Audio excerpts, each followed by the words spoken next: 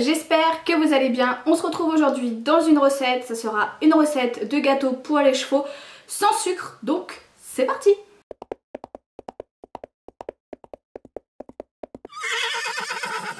Alors dans cette recette vous aurez besoin de 2 ingrédients. Donc voilà, c'est vraiment la recette la plus classique que j'ai trouvée. Et surtout une recette hyper polyvalente, c'est-à-dire que vous pouvez l'agrémenter à votre gré. Mais tout ça je vais vous expliquer. Alors j'ai pris une recette sans sucre, comme ça au moins je sais que pour les chevaux qui sont un petit peu bien portants, il n'y a pas de problème. Vous allez avoir besoin de 3 ingrédients. Je vous ai dit 2 juste avant, mais il y en a un qui est optionnel que moi je rajoute, mais vous n'êtes pas obligé. Donc d'abord pour commencer il vous faudra 220 g de farine. Donc là c'est de la farine classique que moi j'utilise à la maison. Donc c'est de la farine complètement classique.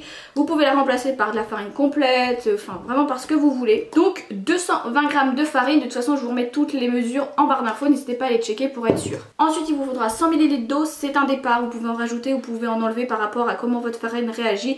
C'est un minimum. Ensuite c'est là que vous vous amusez comme vous voulez. Soit vous faites comme moi, vous rajoutez de l'ail en semoule parce que c'est bon pour les chevaux, parce qu'au moins c'est pas sucré mais ça apporte un petit goût. Ou alors vous rajoutez un fruit, vous rajoutez du sucre, des légumes, ce que vous voulez. Cette recette va vraiment à tout, donc n'hésitez pas à mettre ce que vous voulez dedans. C'est vraiment une recette de base et ensuite vous l'agrémentez à votre guise. Pour moi ça sera de l'ail en semoule pour dire d'avoir un petit goût, mais vous pouvez carrément les faire neutres juste pour féliciter. Mais voilà, vous faites vraiment à votre guise. C'est ça qui est bien dans cette recette, c'est que vous pouvez vous amuser. Vous pouvez mettre des fraises, vous pouvez mettre des carottes, des pommes, ce que vous voulez. Donc c'est parti, la porte est ouverte. Et on va commencer. Il vous faudra comme instrument une petite plaque de cuisson avec un papier sulfu pour pouvoir les faire cuire et un bon gros saladier pour pouvoir tout mélanger. Je vous préviens tout de suite, ça va être collant aux doigts. Donc si vous allez après à une soirée, faites-les le matin. Voilà, vous embêtez pas à le faire après parce que ça va bien coller aux doigts. Parce qu'on va tout mélanger aux doigts, donc bon, bah c'est parti. Donc premièrement on prend son saladier. Si vous voyez que je regarde ici de temps en temps, c'est parce que je vous ai mis une petite caméra ici. Vous puissiez voir ce que je fais dans ma petite marmite ici. Comme ça je vous l'incruste juste ici. On sera mieux, on sera bien calé.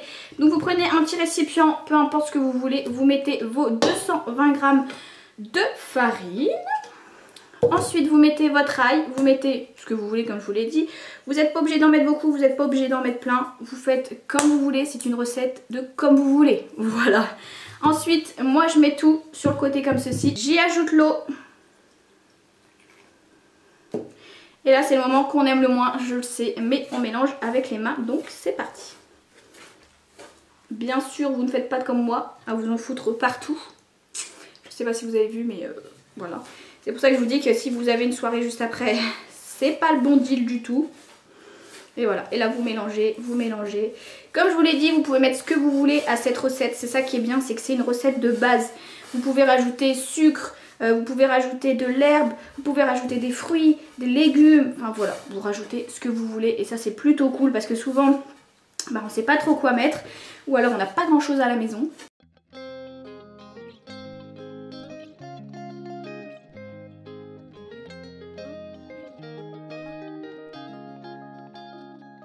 N'hésitez pas aussi à rajouter de la farine si vous voyez que c'est trop humide, n'hésitez pas à rajouter de l'eau si vous voyez que c'est trop sec, n'hésitez pas à surtout décoller ce qu'il y a sur votre main parce que souvent tout ce qu'il y a sur votre main c'est tout ce qui est encore humide. Donc n'hésitez pas à le décoller. Voilà.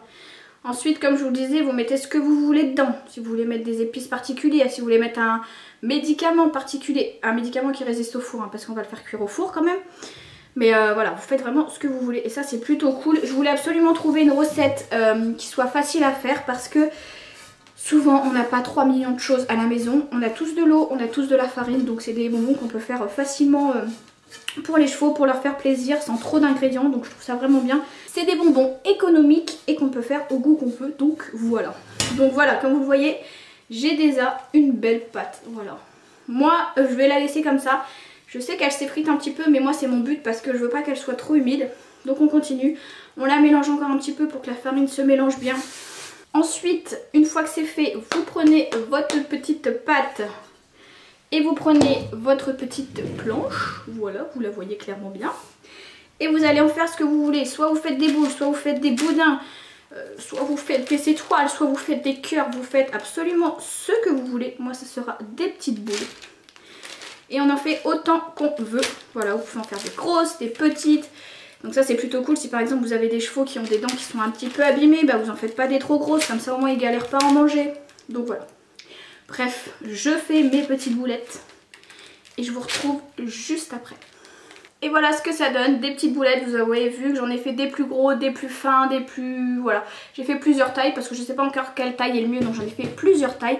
Maintenant on passe au four, donc je sais pas exactement encore combien de temps je vais le mettre, je pense au moins une bonne vingtaine de minutes à 180 degrés. De toute façon je vous note ici le temps que j'ai mis et la température que j'ai mis. Donc c'est parti, on lance ça à la cuisson. Surtout faites bien cuire pour que ça soit bien dur, bien sèche, mais pas pour autant cramer. Donc c'est parti, on lance la cuisson. Alors le mieux pour bien les faire cuire, c'est la chaleur tournante, c'est ce qui va être le mieux parce que ça va mieux mélanger. Donc c'est parti, on les met.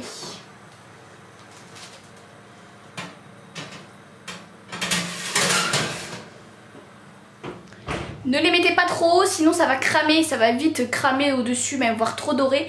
Donc vous les mettez à mi-hauteur, c'est vraiment le mieux. Et voilà, c'est fini. Donc là ils sont super méga durs, super méga chauds. Je les laisse environ 2-3 jours pour être sûr qu'ils soient bien secs et bien croquants pour les donner. Je vais vous en faire voir si je me brûle pas. Voilà, vous les voyez, ils sont tout blancs, tout classiques. Je suis en train de me brûler clairement, mais voilà, tout blanc, tout classique. Vous les laissez 2-3 jours sur votre plaque, comme ça ils vont bien sécher, ils vont bien être durs pour être sûr. Voilà ce qu'il en est pour la recette. N'hésitez pas à me dire ce que vous en avez pensé. N'hésitez pas à me taguer sur les réseaux sociaux quand vous reproduisez ma recette.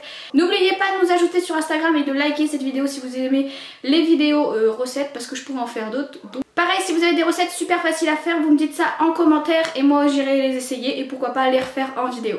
Bref, moi je vous laisse, je vous fais de très gros bisous et je vous dis à la semaine prochaine.